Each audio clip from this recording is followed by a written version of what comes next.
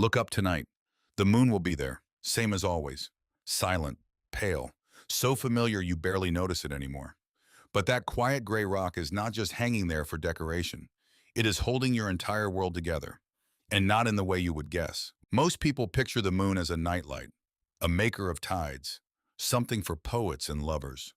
The truth is far stranger. If the moon vanished tonight, you would not just lose the tides. You would lose the seasons. You would lose the length of your day. You might even lose life itself. The moon is the reason Earth is calm enough to be alive at all, and the proof is hiding in plain sight. Let us start with the obvious, the tides. Twice a day, the oceans rise and fall like the whole planet is breathing. That slow pulse comes from the moon's gravity, pulling the water toward it. So remove the moon, and the tides should vanish, right? Not quite. The sun pulls on our oceans too, but solar tides are only about half as strong as lunar tides. That number comes from NOAA, the agency that watches our oceans. So overnight, the ocean's heartbeat would not stop. It would shrink by roughly two-thirds. Coastlines that breathe twice a day would fall quiet. Tide pools would dry out. Estuaries would stall. And every creature that times its life to the rhythm of the tide would suddenly lose its clock. But here is the thing. The tides are the small problem. The real danger is something almost nobody thinks about. Picture the Earth as a spinning top, and every spinning top wobbles. Our planet does not stand up straight.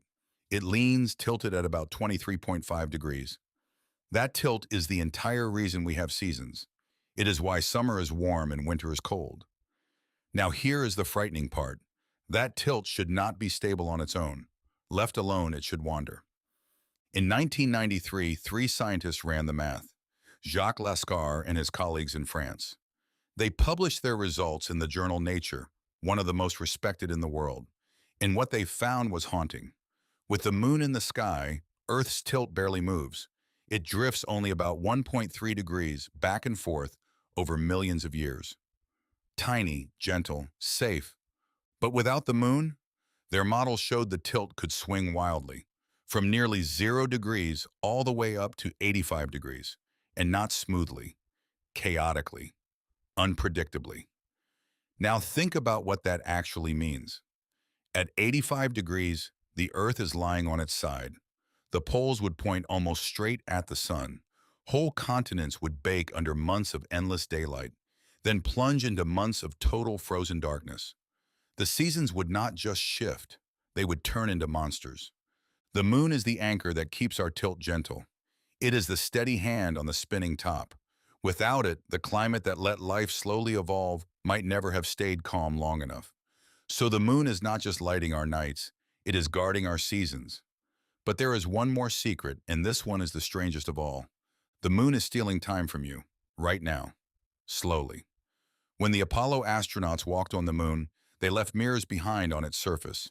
And ever since, we have fired lasers at those mirrors from Earth. We can measure the distance down to the centimeter. And those lasers revealed something quiet and shocking. The moon is drifting away from us, about 3.8 centimeters every single year, roughly the speed your fingernails grow. As the moon pulls away, it drags on Earth's spin, like a brake gently slowing us down, which means our days are slowly getting longer, not enough to feel, but enough to measure. And we can see it written in the past, too. In ancient coral fossils, back when dinosaurs walked the Earth, a single year held about 372 days. The days were shorter then. The Earth spun faster. Go back even further to the very birth of the moon, and a single day lasted maybe only 5 or 6 hours. The moon has been gently breaking our planet for 4.5 billion years. So where did this strange, powerful companion even come from? The leading answer is violent, almost unbelievable. About 4.5 billion years ago, when Earth was still young and molten, another planet hit it, a world roughly the size of Mars. Scientists call it Theia. The collision was so enormous that it threw a ring of glowing, melted debris out into space.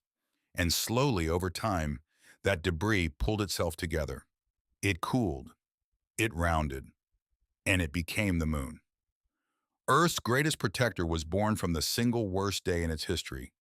Now come back to the question, what if the moon simply vanished?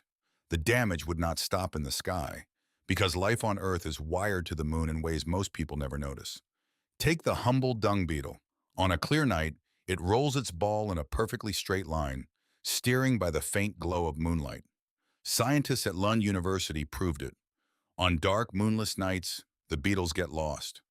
They wander in circles. Out on the Great Barrier Reef, something even more incredible happens. Once a year, on the cue of a single full moon, entire colonies of coral release their eggs all at once. Billions of them, in one of the largest synchronized events in all of nature. The moon is their starting gun. And it is not just beetles and coral.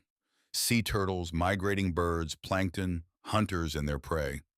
Countless living things read the moon like a clock. Take it away, and that ancient clock shatters. But here is the twist that most people get wrong.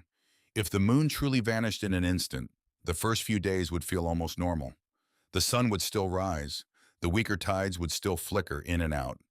You might even sleep through the first night without noticing anything is wrong. Because the real catastrophe is not loud. It is slow. Over thousands of years, the tilt would begin to wander. The seasons would slowly grow violent. The gentle, stable climate that allowed humans to build farms and cities and everything we call civilization would quietly come apart at the seams. We would not lose the moon in a single night. We would lose it across hundreds of generations, most of whom would never even know what went missing. So look up again. That quiet gray rock is not a decoration in your sky. It is a counterweight, a stabilizer, a clock that has been ticking far longer than life itself. Everything you call normal, the seasons, the tides, the length of a single day, maybe the very fact that you are here to wonder about any of it. All of it is balanced on something 384,000 kilometers away that almost none of us ever stop to think about. The moon does not need us. It never did. But we have always needed it. So the next time it rises, pale and silent over the horizon, remember this. It is not watching over a dead and empty world. It is the quiet, patient reason that this one is still alive.